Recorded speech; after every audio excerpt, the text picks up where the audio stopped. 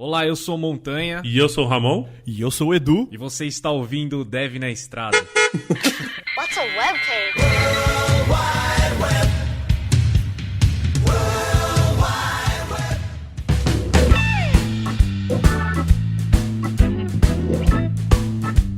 Sejam bem-vindos a mais um Dev na Estrada. Eu sou Montanha e tô aqui com o Edu. Opa, e aí galera, beleza? E o nosso convidado de hoje é o Pedro Delaniello. Aí, cara. Acertou. Tudo bem? Aê, boa. Boa, vamos lá. Primeiramente, Pedro, muito obrigado por aceitar nosso convite aqui, participar de um episódio conosco. E pra quem não te conhece, por favor, se apresente, cara. Obrigado a vocês. Eu trabalho aqui na Revelo, que é um marketplace de recrutamento, mas na verdade eu fiz jornalismo na faculdade, que é um negócio completamente nada a ver. Depois fui trabalhar no Itaú, trabalhei bastante com produtos digitais, na época, crédito ao consumidor. Fui fazer um MBA fora, fui para Stanford, passei 2 anos lá. Passei mais um ano trabalhando lá no Vale do Silício, numa startup chamada Globality, que tenta juntar grandes empresas com provedores de serviço, por exemplo, agências de marketing, etc. E lá eu comecei a ver muito dessa parte de como o machine learning está sendo aplicado para problemas de negócio, né, para marketplace. Quando eu voltei para cá, eu me conectei com um antigo veterano meu, o Lucas Mendes, que é o fundador aqui da Revelo, e a gente, na primeiro 10 minutos de conversa, a gente viu que a gente estava atacando problemas muito parecidos, né, no espaço de conectar empresas com o espaço de conectar empresas e pessoas, né, também. Então eu vim para cá e hoje eu sou o head de produto aqui da Revelo, tocando qual que é o nosso roadmap e o que a gente quer construir. Muito bom, cara. Então, vamos lá. Vamos lá para os recados da semana. O muralzinho. Primeiramente, gostaria de agradecer às empresas que acreditam no projeto aqui do Dev na Estrada, que é a Alura, cursos online de programação, mobile, front-end, back-end e muito mais. Se quer se especializar na área de TI, fazer cursos, entre lá em alura.com.br. E se você quiser trocar de emprego nessa área, quiser procurar as melhores empresas para se trabalhar aqui no Brasil, você pode entrar em Revelo. É revelo.com.br, beleza? Queria agradecer também a todas as pessoas que ajudam aqui financeiramente também o Dev na Estrada, lá na plataforma do apoia.se/Dev na Estrada. Muito obrigado a todos aí que contribuem financeiramente. Essa semana aqui aconteceu o nosso primeiro encontro. Na verdade vai acontecer pra mim agora que tô gravando, mas já aconteceu agora que vocês estão escutando. Nosso primeiro encontro lá dos apoiadores sêniors. Deve ter sido muito da hora, né? Falando no futuro aqui é difícil, mas a gente dá depois o feedback como é que foi. Vai ser bem bacana isso daí. E também todo mundo que ajuda lá no PicPay, que não é recorrente, ou doando lá também na carteira Bitcoin. Muito obrigado a todos aí que apoiam, que escutam Dev na Estrada, compartilham, dão lá seu review no iTunes. Muito obrigado a todos que gostam, contribuem e ajudam com o nosso trabalho aqui. Fechado? Então é isso aí também. Não se esqueça, tem lá o nosso YouTube. A gente tá soltando toda segunda-feira um vídeo novo, que é o DNE Feedback. E a gente vai soltar uns vídeos diferentes também. A gente quer fomentar bastante a parte de vídeo aqui também. Então ajuda a gente lá, entra no nosso canal do YouTube, dê um like lá no vídeo se você gostar. Se inscreva no canal lá para não perder as próximas atualizações. Então é isso, espero que vocês gostem do cast de hoje, tá animal. Vamos falar um pouquinho sobre Machine Learning. Vamos lá.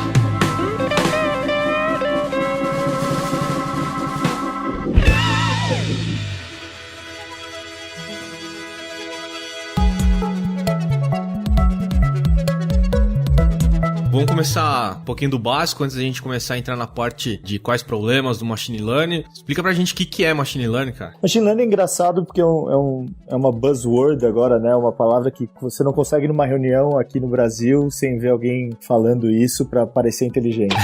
Mas na verdade é um conceito bem antigo, assim, acho que dos anos 50 ou 60, que é basicamente quando se criaram os computadores, você tinha que determinar todas as regras que o computador ia usar para processar a informação. Então você tinha que falar pro computador que 1 mais 1 era igual a 2. Estou simplificando bastante aqui, mas essa é a ideia. O Machine Learning vem do pensamento de que e se o computador descobrisse essas regras, né? E se o computador pudesse avaliar um dado gigante de informações, uma quantidade gigante de informações e entender ele mesmo quais são as regras que determinam o que acontece naquele pedaço do mundo. Mas isso dependia de duas coisas, né? Dependia de processamento ser barato e de armazenamento de dados ser barato. Porque você precisa de muita informação informação e você precisa de muito poder de processamento. Isso só virou realidade nos últimos, 20 anos. E à medida que isso vira realidade, muita gente vai usando essas ferramentas para fazer diferentes coisas. Existe ainda uma confusão entre machine learning e inteligência artificial, né? Que são duas coisas diferentes. A inteligência artificial ainda é um passo muito mais para frente, que é replicar um pouco da intuição humana ou do pensamento humano mesmo para uma máquina. Machine Learning é mais básico, é como que eu deixo uma máquina pegar um volume grande de informações e aprender sozinha como processar essas informações. Eu acho que a gente tá ouvindo muito essa palavra ultimamente porque muitas empresas estão criando os negócios, né, usando o Machine Learning e também a gente, não sei se você concorda, Edu, mas a gente também tá ouvindo muito pessoas que estão usando isso, né, e programadores que estão usando, e, enfim, áreas que estão surgindo, muitos cursos envolvendo isso, graduações e especializações, então é uma coisa que tá em alta, né, no momento. É até legal esse comentário, né, que você falou, Pedro, da confusão, né, de termos mesmo, porque muita gente confunde, acho que, não sei se você acha isso também, mas pelo fato de algumas ferramentas que usam Machine Learning ter uma interação com o usuário, né, por exemplo, os chatbots aí que a gente tem falado bastante agora, que usam Machine Learning e aí a galera confunde um pouco com inteligência artificial, né, não sei se você concorda com isso também, né, por isso que os termos se confundem, se colidem, né? E acho que, só respondendo do Montanha, eu também acho, cara, o mercado tá bem aquecido pra isso, né? Principalmente nas áreas de data e, enfim, tem bastante vaga, bastante coisa surgindo aí, principalmente no Brasil, né? E uma coisa legal que vocês falaram, que o Pedro falou, né? Que tem uma confusão sobre Machine Learning e inteligência artificial. Quando a gente tava conversando sobre a pauta, né, de hoje, eu fui pesquisar um pouco sobre Machine Learning, o que é e tal. E, assim, acho que o quarto resultado do Google, assim, se você procurar Machine Learning, já é um toque falando qual a diferença entre inteligência artificial e Machine Learning. Assim, é uma coisa que você vê que é bem discutida, né? Tem um exemplo de uma aula que eu fiz quando eu estava estudando lá em Stanford, que é a diferença entre processamento tradicional, Machine Learning e inteligência artificial. Processamento tradicional, imagina que você quer achar fotos de gato. Você tem 10 mil fotos e quer saber se tem um gato nessa foto ou não. Tradicionalmente, você ia colocar lá uma série de regras. Então, se tem um formato triangular, pode ser a orelha do gato. Se tem um focinho assim, pode ser o focinho do gato. Então, se você encontrar esses dois elementos, tem chance de ser um gato. Isso é muito impreciso, dá muito trabalho, e a piada é que isso funciona até que você tem um novo desafio, que é você precisa achar fotos de cachorro, e daí você joga tudo fora e começa tudo de novo. Machine Learning você consegue até, e você citou ali a parte de interação com o usuário, você até consegue que usuários cataloguem. Um ser humano mesmo olha para a foto e fala, aqui tem um gato, aqui não tem, aqui tem um gato, aqui não tem. Quando você tem um volume significativo, você bota tudo isso na máquina e a máquina sozinha aprende como detectar um gato. Às vezes o ser humano não consegue nem entender a lógica que a máquina puxou, mas ela é muito precisa fazendo isso. Inteligência artificial é o ponto que você não precisa catalogar nada. Você simplesmente joga um monte de foto para a máquina e fala, me diz o que tem nessas fotos, e ela entende, separa um elemento de outro, etc, etc. Então são três coisas que realmente são, para quem não tá perto disso, são coisas muito, tem uma área cinzenta entre elas, né? São coisas que meio que são uma do lado da outra, mas tem uma diferença grande. No fim é que você falou também, né?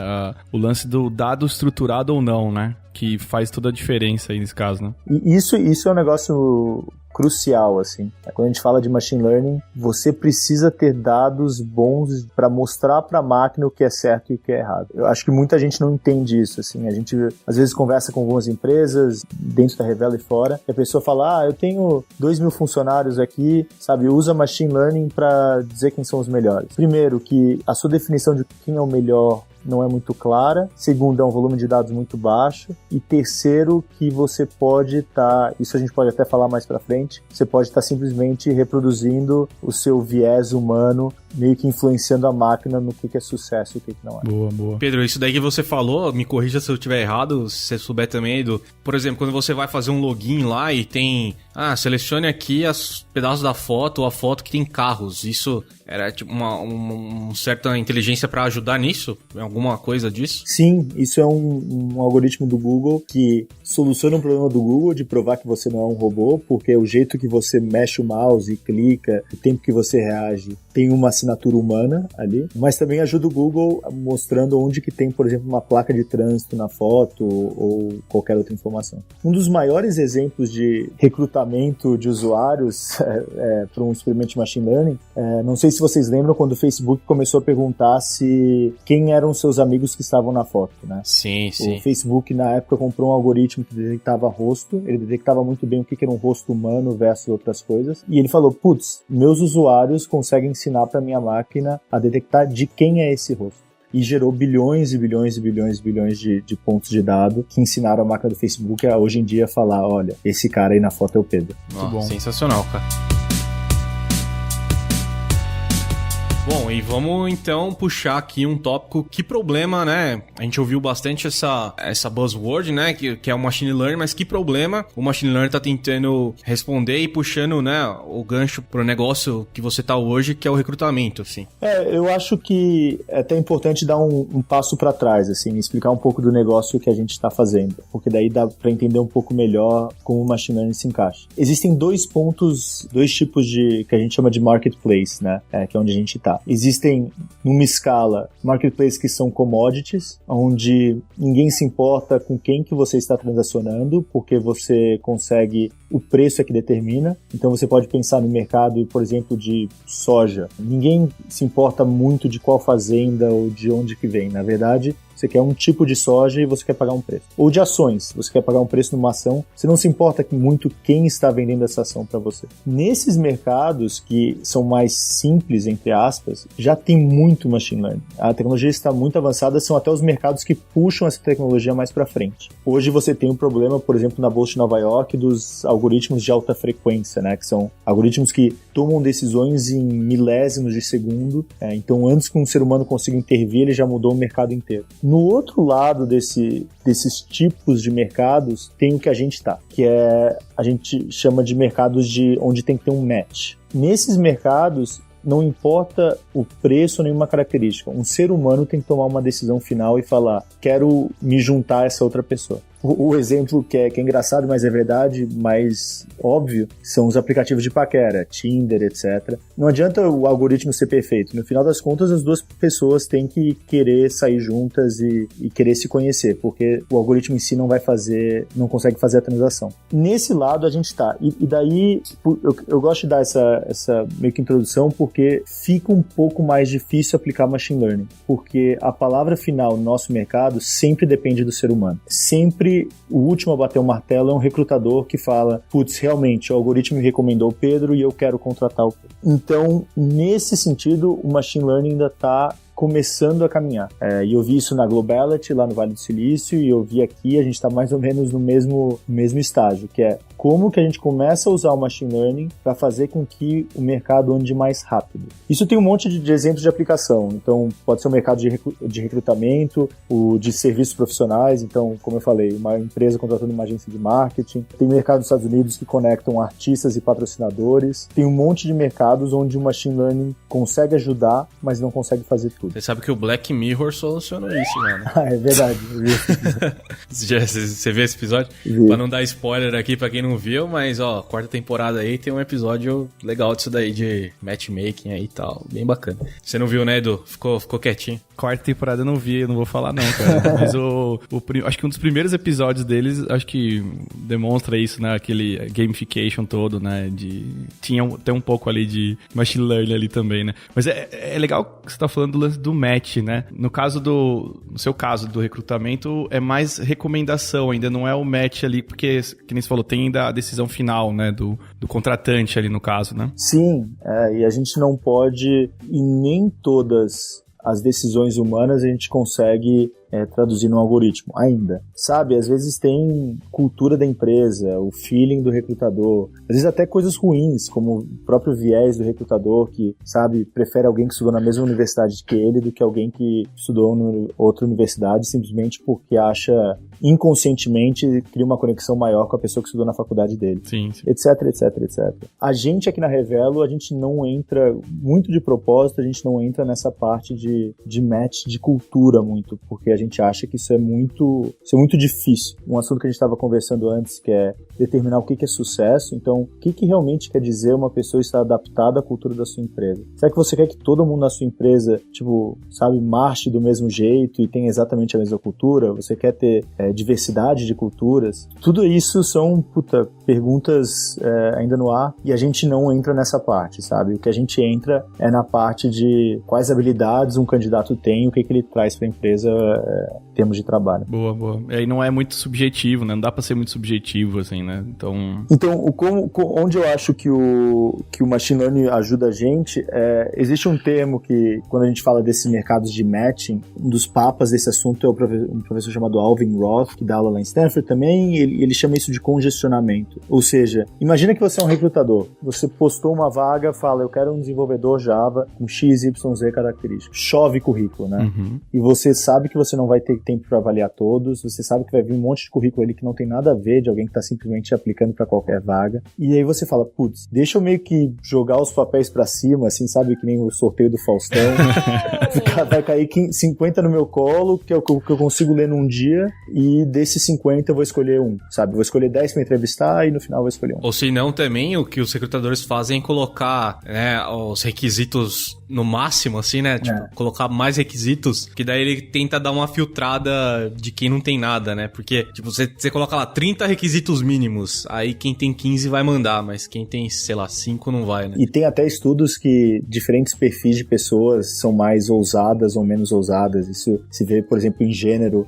Homens, às vezes, não tem nada a ver com a vaga e vão lá e aplicam. Daí você tem essa disparidade. Mas, enfim, gera uma porrada de problemas. E no final do dia, esse recrutador se sente... Ele sabe que ele não tomou a melhor decisão, porque ele não analisou todos os currículos. Ele tá cansado pra caramba, porque ele leu o máximo que ele podia ler naquele dia. E é isso que tem pra ele. Isso se chama de congestionamento nesse mercado. Dá outro exemplo, comprador de arte que quer comprar um quadro, não consegue avaliar todos os artistas do mundo, sabe? Ele precisa de alguns critérios para diminuir o congestionamento e analisar o que ele consegue.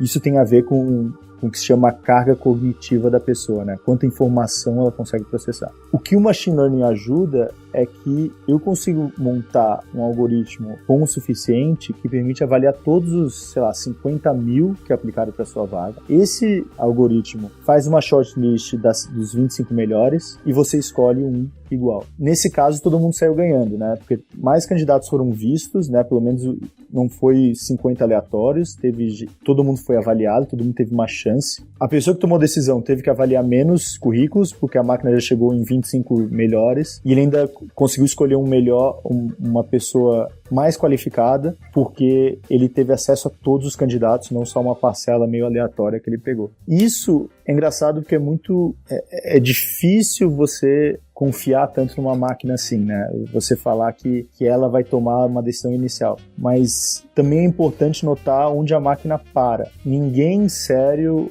te diria que uma máquina consegue escolher a pessoa perfeita para um emprego. Nem nos melhores, qualquer empresa do mundo, nem no Google, o Google fala que faz isso. Mas a máquina sim consegue ter critérios suficientes para chegar numa lista das 25 melhores, ou das 10 melhores, ou das 50 melhores. E isso ajuda o ser humano a meio que ter superpoderes, assim, né? Porque ele consegue até ser mais produtivo. Isso depende de inputs da empresa, no caso, que a gente deu o primeiro exemplo também. Por exemplo, você deu o exemplo de um programador Java. Isso depende, esses resultados serem melhores ou não, depende de inputs da pessoa também. Por exemplo, eu quero um programador Java. Mas daí se eu colocar, eu quero um programador Java, que tenha experiências X, Y, Z, quanto mais inputs ela pôr, melhor vai ser esse resultado. Ou não, é meio que, o input é meio que único, assim, e depende na verdade, os dados importantes são, do candidato. Na verdade, sim, depende do input da empresa, mas de uma maneira um pouco diferente do que você citou. Os critérios que ela coloca ou não simplesmente restringem as possibilidades de match. Mas o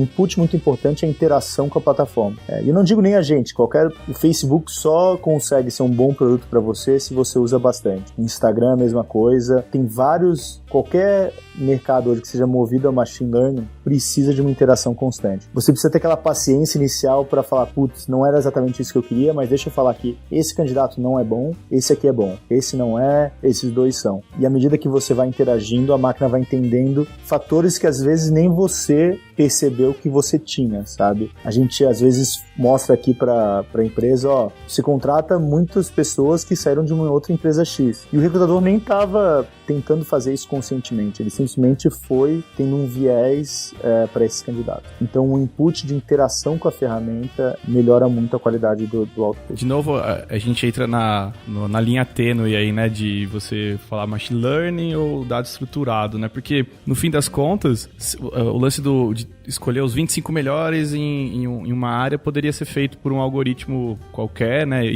mas o fato de ele ser personalizado para a empresa e aí dar aqueles matches que a gente comentou, né, dos inputs que o recrutador dá, isso faz a diferença entre ser o machine learning e o dado estruturado, assim, né, não sei se faz sentido isso. Sim, e eu acho que isso que você falou é um negócio muito importante, assim, porque o que eu acabei de descrever, o que a gente foi falando, já era possível com os algoritmos que a gente tinha, há 25 anos atrás, ou alguma coisa assim, ou com o poder de processamento que as empresas tinham. Então, sabe, qual que é o pulo do gato? Por que se fala tanto em machine learning? Por isso que a gente estava falando lá no começo, sabe? Porque antes você precisava de uma série de parâmetros pré-definidos. Então, o processo era o seguinte, você sentava com o recrutador e falava, recrutador Pedro, você é o melhor recrutador dessa empresa, me diga todos os seus parâmetros que estão na sua cabeça, eu vou programar isso no computador e eu vou jogar isso contra o mundo real, contra os aplicantes que estão lá fora. Isso funciona muito mal, porque você tem regras estáticas contra o mundo dinâmico. Ninguém disse que o Pedro era um bom recrutador por causa das regras. Pode ser que o Pedro escolhia as piores pessoas, mas era muito bom em vender, então muita gente entrava e eram as pessoas do Pedro que viravam as melhores pessoas da empresa. Não sei.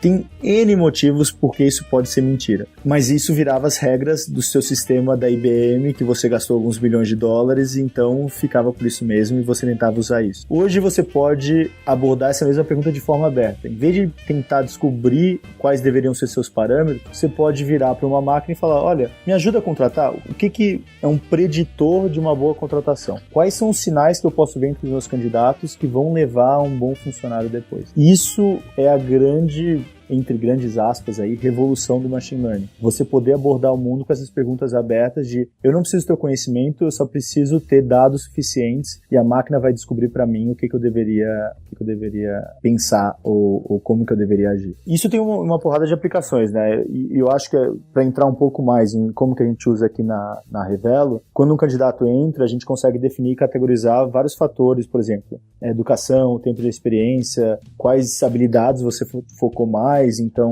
por exemplo, a gente vê que tem um desenvolvedor Java que tem Java escrito N vezes no seu currículo versus um que não tem muito. Sua pretensão salarial, etc. São muitos fatores. Então, até a gente pode falar porque não tem como você jogar com o sistema, sabe? Porque realmente a gente olha muitos e muitos pontos de dados do candidato. Você perguntou também, voltando a essa pergunta, como que a interação da empresa melhora. Na verdade, o que ainda melhora é que a gente tem interação de várias empresas. Então, a gente consegue tirar qualquer viés individual, porque a gente vê de todas as empresas da nossa base, quem que elas estão contratando, quem que elas estão entrevistando, quem que elas estão convidando para uma entrevista, quem que elas estão falando, tipo, nem a pau, tira da minha frente, porque esse candidato não serve. A gente consegue ter uma visão muito boa de quais fatores desses que a gente catalogou estão sendo mais procurados pelo mercado. Então, a gente pode, quando uma pessoa que é expert numa área que está super aquecida, aparece no nosso funil como um candidato, a gente já pode falar, olha, vem para cá rápido que tem um monte de empresa procurando o que você está fazendo. E claro, tudo isso de forma, não é um ser humano fazendo isso, é o nosso sistema fazendo isso automaticamente. Muito bom, muito bom. Eu acho que aí entra também o fato de aprender, é muito louco isso, né, cara? Porque a gente tá falando de aprender com o aprendizado de outras interações, né? É meio louco isso, vocês usarem esses aprendizados dados que as empresas têm dos recrutadores, talvez com candidatos, para fazer machine learning em cima disso, né, cara? Então é meio bem bizarro pensar assim, né? Mas a hora que tudo é dado, né, cara? E nada Sim. é jogado fora, né? Se você pensar nos processos mais antigos ou como era feito, existiam esses dados já, né? Já tinha essas informações, mas elas não eram aproveitadas, né? Então o que eu vejo mais de rico nisso é que tudo é input de dado e você consegue aproveitar o dado de um determinado processo, de uma determinada coisa que tá acontecendo para outros todos que vão acontecer, sabe? Isso que é animal, né? Em tudo isso. E o que eu acho mais legal é o fato de que a gente se acha muito racional e a gente acha que está em controle das nossas decisões. E de vez em quando a máquina vem e te dá uma informação que você nem soube que aconteceu. Por exemplo, claro que recrutadores falam, eu contrato da USP, a USP é a melhor universidade, etc, etc. Eu falo porque eu nem fiz USP, mas a gente escuta isso muito. E daí você olha os dados daquela empresa e fala, legal, mas você e pessoas como você, com seu perfil, acabam contratando da universidade particular X. E as pessoas falam, não, eu contrato da USP, não, isso não tem nada a ver, tipo, eu só valorizo a USP. E a gente fala, não, tá aqui, sabe? O seu comportamento revela um padrão que você nem sabe que você estava tendo. E isso pra mim é um negócio mais legal, assim, de, às vezes, falar alguma coisa ou explicar ou ensinar um novo conceito tem sempre uma barreira de resistência, principalmente para quem já está no mercado de trabalho, que já tem um certo jeito de fazer as coisas. A gente pode vir e mostrar o outro lado e falar, olha, você já está se comportando assim. E, aliás, está funcionando. Continue fazendo isso. Que esse, para mim, é o lado mais legal da coisa. Então, a gente até muda o lance daquela famosa frase dos dados não mentem para o aprendizado sobre os dados não mentem, né? Sim. Dá pra gente fazer esse paralelo. Porque, cara, a gente... Que nem trabalho no Get Ninjas também, a gente se orienta muito com teste AB, com um monte de coisa de comportamento de usuário, mas esse passo do machine learning não é tão simples assim, né, de você entender ali, né. Uma coisa é você ter um usuário recorrente ali, né, aí acho que varia isso um pouco de cada produto, né. Então, no caso de vocês, vocês têm uma interação contínua do usuário, né, então dá para ter aprendizados em cima disso, né. E no caso de usuários muito granulares e esporádicos, assim, né, como é que isso funciona, assim, né? Dá pra gente fazer um aprendizado em cima de massas de usuários, assim? Ou como que seria isso, assim, né? Aí entra no ponto que a gente tava falando de sempre é ruim no começo, assim, sabe? Quando a gente tem uma coisa que é muito nova ou que a gente não tem muitos dados, fica difícil pra máquina detectar nosso algoritmo detectar qualquer padrão. Se você tem... Isso acontece, por exemplo, quando a gente abre uma nova cidade. A gente abriu Fortaleza, eu acho, foi a última, e assim, tem poucos candidatos, tem poucas empresas lá por enquanto, e fica muito difícil de fazer alguma inferência. Mas assim que começa a ter volume, a gente começa a ver. Eu não quero advogar muito em causa própria aqui, mas eu acho que esse é o erro mais comum que no nosso mercado fora eu vejo empresas fazendo, sabe? Falar, esse negócio de machine learning é legal, deixa eu pegar minha base aqui de 3 mil clientes e eu vou descobrir tudo sobre o mundo. Infelizmente não funciona assim, sabe? Você precisa de dados, você precisa de escala e você precisa de diferentes perfis tomando ações, ou diferentes entidades tomando ações. Se você tem simplesmente, vamos imaginar que você é uma empresa que vende algum suprimento para uma empresa grande. Você só trabalha com essa empresa grande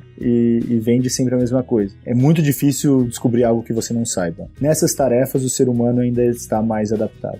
Isso é outra coisa que a gente fala aqui. Todo o sistema, isso... A gente faz aqui, a gente pratica muito isso aqui, e vem um pouco do que eu estava trabalhando na Globality lá no Vale do Silício, que foi uma coisa que eu aprendi muito lá. Eu lembro que eu estava lá e o CTO da empresa era israelense, que são os caras com a maior ética de trabalho do mundo, é um negócio impressionante, assim. E eu falei, eu preciso automatizar isso aqui, vamos botar no algoritmo. Ele falou, Pedro, faz as primeiras 1000 na mão. Cara, nem a pau, sabe? Não vale o meu tempo, sabe? Aquela coisa que nada a ver, assim, eu me achando lá.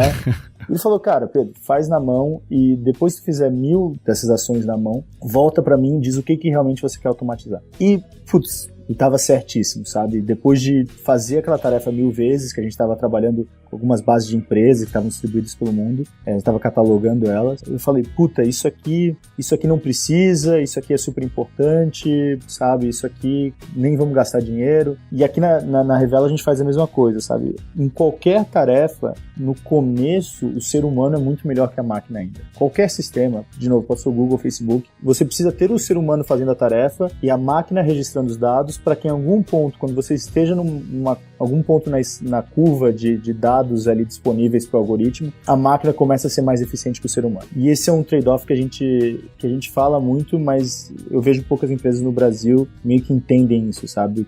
Essas empresas grandes querem comprar tecnologia e jogar em cima de qualquer coisa e achar que isso vai solucionar algum problema. Geralmente isso é um investimento desperdiçado. Isso que você falou é interessante, que até outras áreas, assim, né? Por exemplo, a galera de UX tem muito esse mindset também, né?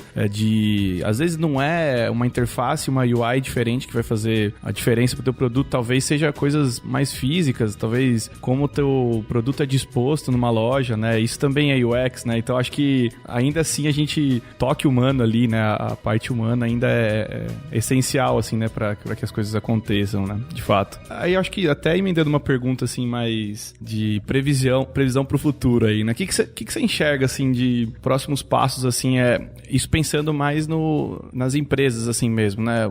A gente sabe que tem vários experimentos de machine learning e aí laboratórios e coisas muito loucas, assim, mas trazendo um pouco mais pra nossa realidade, assim, né? O que você enxerga, assim, pra esse mercado, né? A gente vê muita procura no mercado de trabalho, poucos profissionais com experiência, então isso é um inibidor ainda muito grande para as empresas, porque pega uma empresa como o Itaú ou um grande banco, eles querem começar a hora que eles definem que vão fazer, o investimento está pronto, não faltam recursos e o negócio tem que decolar. E daí quando eles vão no mercado, eles veem muito poucos profissionais que realmente sabem do que estão falando, sabe? Tem muita gente que se chama Data Science hoje porque mexe no Excel, tem muita gente que fala que faz Machine Learning porque sabe Python, sabe? Não é bem assim. Então esse eu acho que é o grande inibidor do mercado brasileiro. Tem gente que realmente sabe do que está fazendo para quando essas empresas grandes, quando elas decidirem investir forte, ter substância. Uma vez que ele começa a funcionar, o que geralmente se vê é que é engraçado que em paralelo a essa discussão tem muito uma discussão de tipo, será que as máquinas vão substituir o trabalho humano? E eu acho isso a maior besteira. O que acontece mesmo é que viram super-humanos, sabe? As pessoas que têm o seu trabalho auxiliado por machine learning conseguem ser muito mais produtivas, conseguem se dedicar a projetos que antes elas não conseguiam por causa de carga de trabalho do dia a dia. Então tende a ser uma curva exponencial, sabe? Quando o primeiro projeto é engajado, sobra mais tempo livre das pessoas, que geralmente são inteligentes, conseguem pensar já em 2, 3 projetos. Quando esses 4 estão rodando, já tem espaço para mais 10. E pelo que eu vi no Vale do Silício, é meio que assim que as coisas vão andando. Se você pensar no Brasil, principalmente o mercado ser concentrado em quase todas as indústrias, é a melhor situação possível para algoritmos, né? Então, imagina, você tem poucos grandes bancos, imagina a quantidade de dados que eles têm de clientes, né? Você tem poucas grandes empresas de saúde, teve uma aquisição gigante a Roche ontem ou anteontem comprou uma empresa de dados de saúde por $2 bilhões. Você tem poucas linhas aéreas. Enfim, eu acho que o Brasil, quando tiver capital humano disponível para todas as empresas, o negócio vai decolar muito rápido. Muito massa. Só para completar, talvez, o que você falou, né? O lance de mercado de trabalho, assim, né? O que você vê, assim, e com a experiência que vocês têm aí, os requisitos, assim, que as empresas buscam, assim, as que já estão mais avançadas, assim, nesse aspecto, que já tem times, né, de data e de machine learning. O que você vê, assim, o que falta para um profissional, para ele, uma profissional, para se adequar a essa realidade e talvez já entrar no mercado, assim, de cabeça, né? O que a gente vê bastante procura hoje em dia por data engineers, né? Então, quem consegue realmente fazer o trabalho pesado de juntar 5, 6 bases de dados que estão separadas dentro da empresa e conseguir juntar tudo de uma maneira coerente que seja consumível, vai, entre aspas. Uhum. Isso falta bastante no mercado brasileiro. Tem algumas pessoas que saem de empresas de TI ou de bancos que já têm essa habilidade, mas é engraçado que tem um problema aí que tem muita gente que está saindo dessas empresas com 15, 20 anos de experiência, que é muito bom na parte de trabalho pesado, de tratamento de dados, mas entende muito pouco das novas tecnologias. E a gente vê o oposto também ser verdade. Muita gente que sabe tudo do que a gente está falando aqui hoje, por exemplo, sabe, obviamente, talvez muito mais do que a gente aqui, mas que nunca teve a experiência de realmente ter um trabalho pesado ou muito desafiador na frente. Então essa é a diferença. O que eu acho que as poucas coisas que são diferenciais é que hoje você tem bastante dados abertos na internet, por exemplo, bancos de dados de faces, por exemplo, enfim. Eu acho que fazer trabalhos práticos na faculdade conta bastante, sabe? Porque se ninguém tem experiência, pelo menos você fala, putz, eu tive a proatividade de ir na faculdade fazer algum trabalho prático para uma empresa júnior ou para um cliente já, ou como freelancer, não sei. Eu acho que isso pode ser um diferencial. Legal. E aí, então, hoje o estado atual na verdade, a gente vê muita contratação mais de data engineer do que pessoas especialistas em machine learning, né? Seria esse o caso, né? Eu acho que as coisas... É difícil alguém ser especialista em machine learning sem ser muito bom em uma das duas pontas, né? Ou ser um excelente data scientist ou ser um excelente data engineer. Então eu acho que você tem que vir de uma das duas pontas. É meio que como product manager, assim, ou você é bom tecnicamente ou você é bom de negócios, né? Tipo, um dos dois caminhos vai te levar ali. Eu acho que data scientist tem um pouco mais, assim, a gente consegue encontrar um pouco mais gente qualificada, mas data engineer ainda é um cargo bastante difícil, que eu acho onde tem mais oportunidade. Eu até ia citar um negócio que eu esqueci de falar de como a gente usa aqui, que eu acho que é a segunda coisa mais legal, que é hoje a gente consegue ter meio que um mecanismo dinâmico como o do Uber, assim. Olha aí. E é engraçado porque hoje o Uber faz isso, né? Se começa a chover em São Paulo, ele logo aumenta o preço para atrair mais motoristas para a rua. E a gente brinca que pro Uber é mais fácil porque é só trazer motoristas, ponto. Qualquer motorista tá ótimo. A gente consegue ver pelo comportamento das empresas quais skills estão em alta para quais regiões e quais salários. Então, a gente consegue dizer que, olha, não sei porquê, mas o mercado está contratando todos os desenvolvedores que sabem Python em Curitiba. Caraca, legal. A gente não precisa desenvolver uma teoria de por que isso está acontecendo, a gente só sabe que está acontecendo. Na mesma hora, a gente consegue virar as nossas campanhas que também usam machine learning, mas o machine learning do Facebook, né? A gente usa a ferramenta que já está pronta, para trazer as pessoas, para aumentar o investimento nas campanhas que trazem mais pessoas que sabem Python em Curitiba. E isso é um daqueles casos que eu acho muito legal, porque você não precisa mais saber por quê, você só precisa saber que funciona.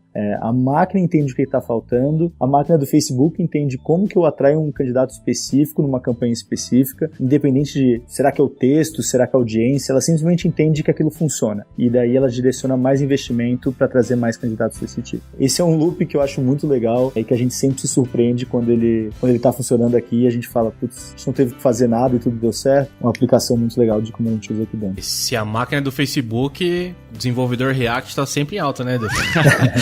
Isso é verdade. Exato, pois é, né? Mas aí é outro mundo. Mas sim. Boa, Pedro. Queria agradecer novamente por aceitar nosso convite, participar do nosso podcast. Muito obrigado mesmo. E fala um pouco pra gente, pros nossos ouvintes, o que a Revelo pode oferecer pros desenvolvedores, cara. Claro, muito obrigado a vocês, foi muito legal conversar. É um assunto super complicado, mas que a gente começa a dar os primeiros passos aqui e é muito legal conversar sobre o que a gente está fazendo.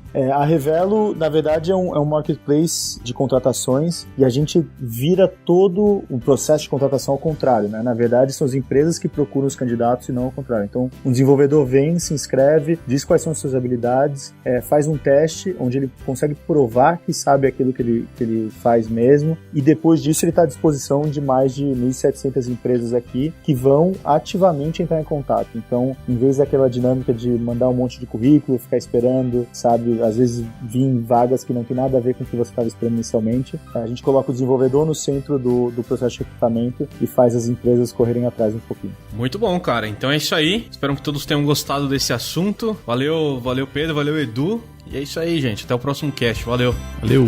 Falou.